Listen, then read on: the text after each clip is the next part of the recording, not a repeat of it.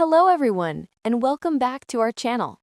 In today's lesson, we're going to learn the most common English words for living room and dining room furniture and items.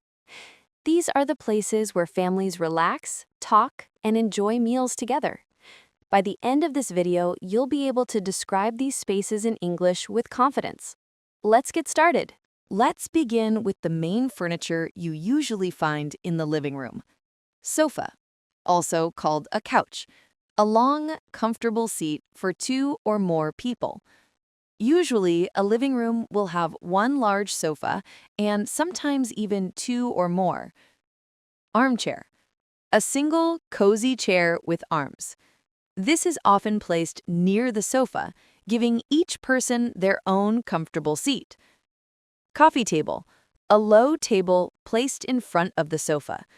People often put drinks, snacks, or books on the coffee table. End table, a small table beside a sofa or armchair. You might place a lamp, a drink, or even the TV remote on it. Ottoman, a padded footrest or extra seat. Many people put their feet up on the ottoman while relaxing or watching TV.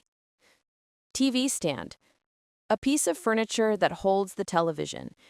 Sometimes it also has shelves or drawers for storing DVDs, remotes, or other media. Now let's look at other things that make the living room complete and more comfortable. TV, a television, usually the main source of entertainment in the living room. Most families spend time here watching shows, movies, or even the news. Ceiling fan, a fan fixed to the ceiling that helps cool the room. In warm countries, almost every living room has one.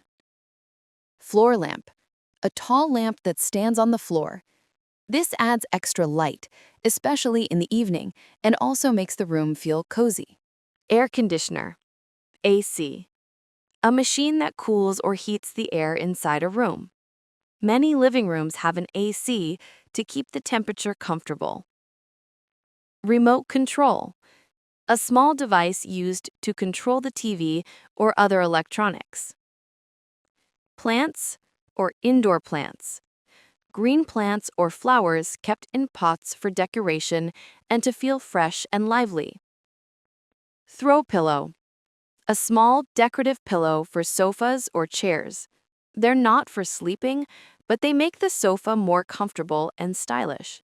Now let's move to the dining room and start with the big furniture. Dining table, the main table where people sit to eat their meals. Families usually gather around the dining table at least once a day. Dining chairs, seats placed around the dining table. A dining table often has 4, 6, or even 8 chairs depending on the family size. Buffet, also called the sideboard.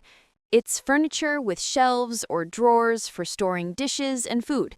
Sometimes people also use it to serve food during big meals or parties.